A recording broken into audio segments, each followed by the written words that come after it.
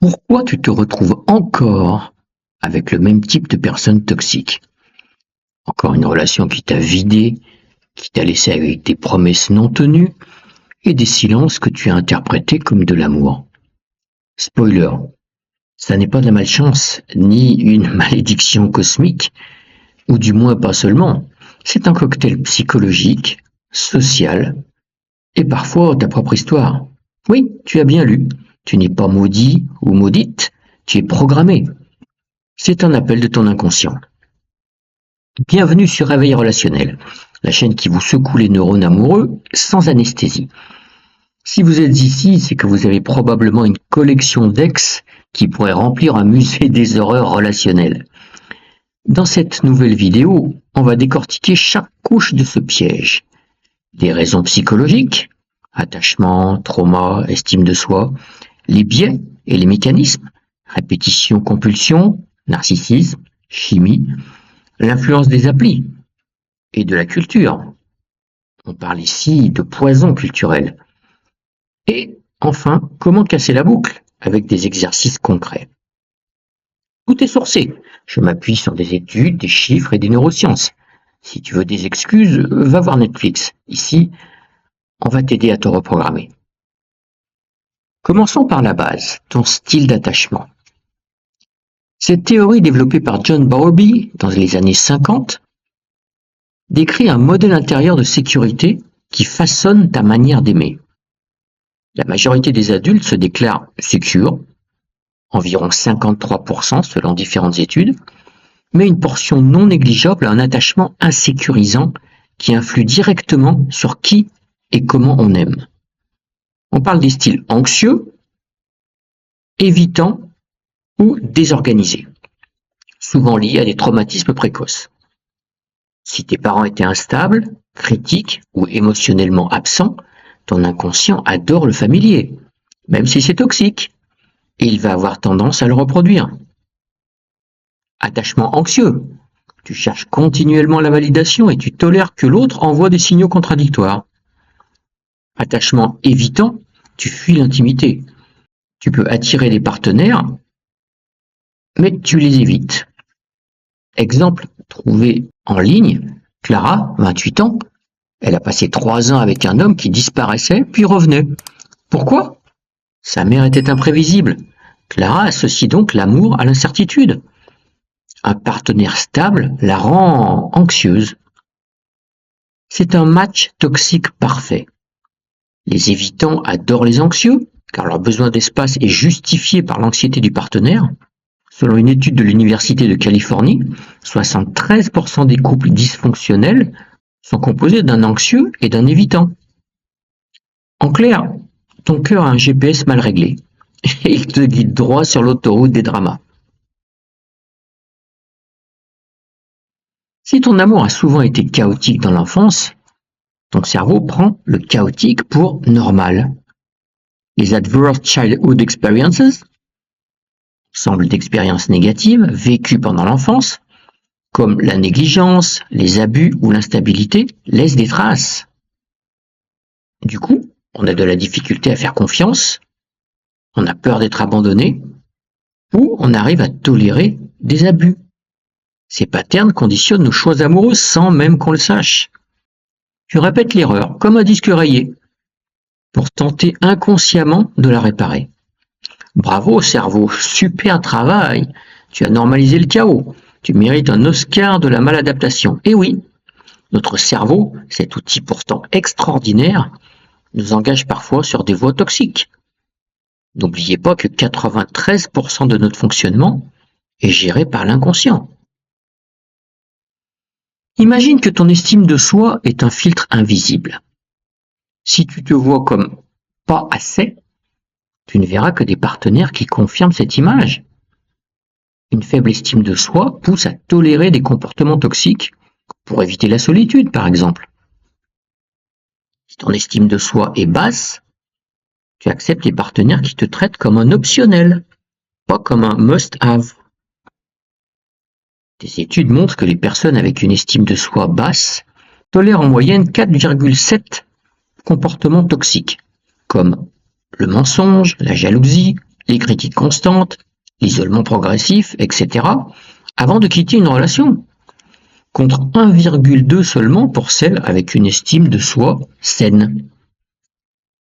Exemple de Laurent, qui rit jaune quand sa conjointe le rabaisse devant ses amis. Il confond souffrance et force, parce que son conditionnement lui a appris à encaisser. L'estime, c'est la capacité à dire « je mérite mieux ». Et tant que tu ne le crois pas, tu attires ceux qui te prouvent le contraire. Crois que c'est de l'amour? Non, c'est de la dopamine, plus du cortisol, plus de l'adrénaline. Le docteur Helen Fisher a montré que les cerveaux de personnes amoureuses et de personnes en sevrage de substances activent les mêmes zones. Dans une relation instable, tu vis un cycle d'addiction. La tension, qui génère du cortisol, est suivie par la récompense, qui génère la dopamine, l'hormone du bien-être. Tension lorsque la personne disparaît, de ghost, et dopamine, récompense, quand il revient en disant « je ne peux pas vivre sans toi ». Exemple, trouvé en ligne à nouveau.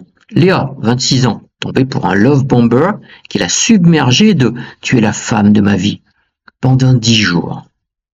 Puis, elle a craqué et ensuite a passé 6 mois à attendre qu'il revienne, car l'intensité initiale a créé une empreinte neurologique forte. Surtout, ne confondez pas un moment de douceur avec une relation saine. Beaucoup de personnes, statistiquement plus souvent des femmes, selon une étude de Stanford, confondent un moment d'intimité physique avec une preuve d'amour durable. Pourquoi? Parce que le corps libère des hormones qui créent un sentiment de connexion. Ton corps te dit « reste », alors que ton intuition te crie « protège-toi ». Et je vous rappelle que la sécurité, si elle n'est peut-être pas toujours excitante, guérit. Parlons des personnes toxiques, celles avec des traits narcissiques qui savent détecter et exploiter tes failles, comme ton besoin d'admiration ou ta peur de l'abandon. Les troubles narcissiques restent rares, seulement 1 à 2% diagnostiqués. Mais les traits sont plus fréquents dans certains contextes, comme les applis de rencontre. Le narcissique, c'est un soleil, séduisant au départ, mais qui brûle tout autour. On ne choisit pas dans le vide. Les médias et la culture nous bombardent d'images d'amour passionnées mais toxiques. Merci Hollywood pour nous vendre du drame comme du romantisme. Résultat, on confond passion avec possession. Ces schémas culturels perpétuent les attirances malsaines. Les applis de rencontre amplifient certains critères, apparence, disponibilité. Sur Tinder, le swipe favorise la séduction instantanée. Parfait pour les personnalités charmantes mais toxiques. La tendance à choisir pareil, ce qu'on appelle assortative mating, fait que tu retrouves des patterns similaires. Est-ce que vous savez que plus de 35% des adultes ont déjà utilisé une appli de rencontre et que cet usage est croissant?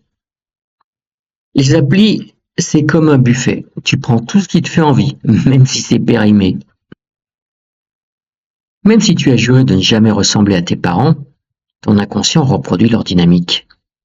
Une étude de Harvard en 2018 montre que 68% des personnes ayant vécu des conflits parentaux violents ont reproduit les mêmes schémas. Un nouvel exemple trouvé en ligne. L'exemple de Sarah. Elle a vu sa mère humiliée, mais elle, en couple avec un partenaire toxique, qui la critique sans arrêt, le défend en disant « Oh, il est stressé ». C'est qu'elle a normalisé la souffrance pour survivre à l'enfance. Faible estime, croyance de « je ne mérite pas mieux » ou codépendance m'aide à minimiser les signaux d'alerte. C'est un biais protecteur. Utile pour survivre, mais certainement pas pour construire l'amour. Si tu répètes « c'est lui qui changera », mets-toi un post-it avec écrit dessus « il ne changera pas ». Change-toi. C'est un peu cruel, mais c'est efficace. Attirer des partenaires toxiques n'est pas seulement une souffrance émotionnelle, parfois c'est dangereux. Je vous rappelle qu'à l'échelle mondiale, 30% des femmes ont subi des violences physiques ou sexuelles par un partenaire. En France, une étude en 2014-2015 indique que 12,7% des femmes et 10,5% des hommes ont subi des agressions verbales de leur conjoint.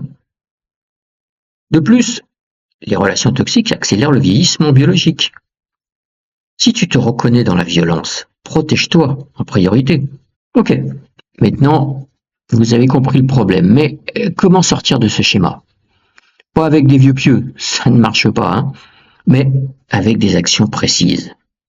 Premièrement, diagnostiquer et traiter. Commence par nommer ton pattern.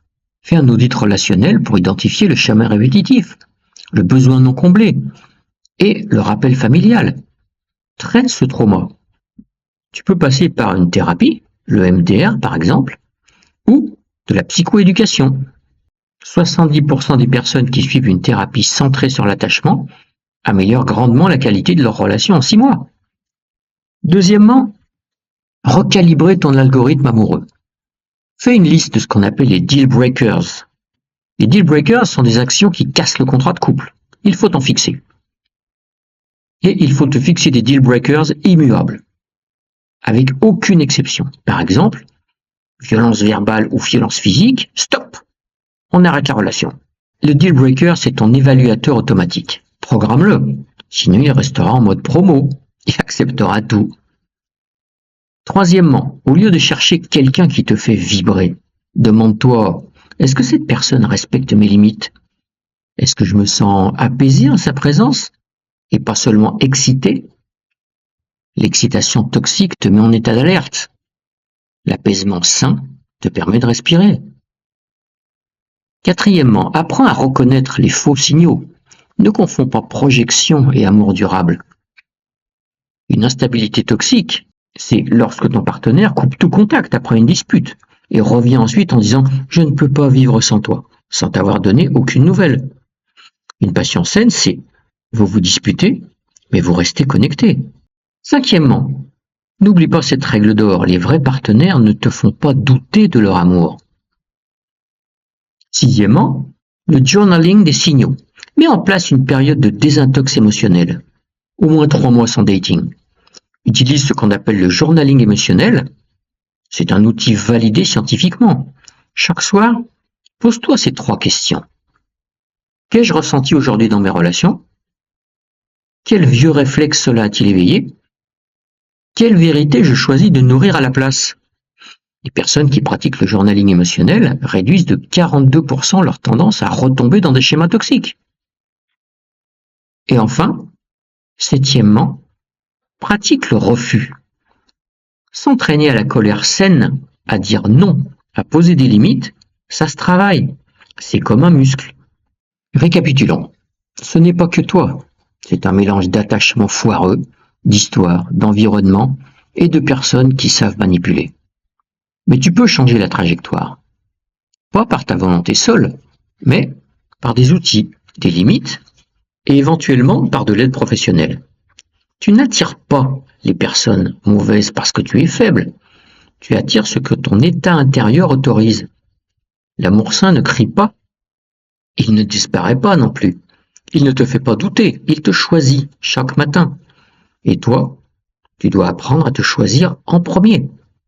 Si cette vidéo t'a secoué, like, abonne-toi. Et surtout, dis-moi en commentaire, quel est ton signal d'alarme numéro 1? Et un bon conseil, fais en sorte que ton nouveau leitmotiv soit « Je choisis mieux » à partir d'aujourd'hui.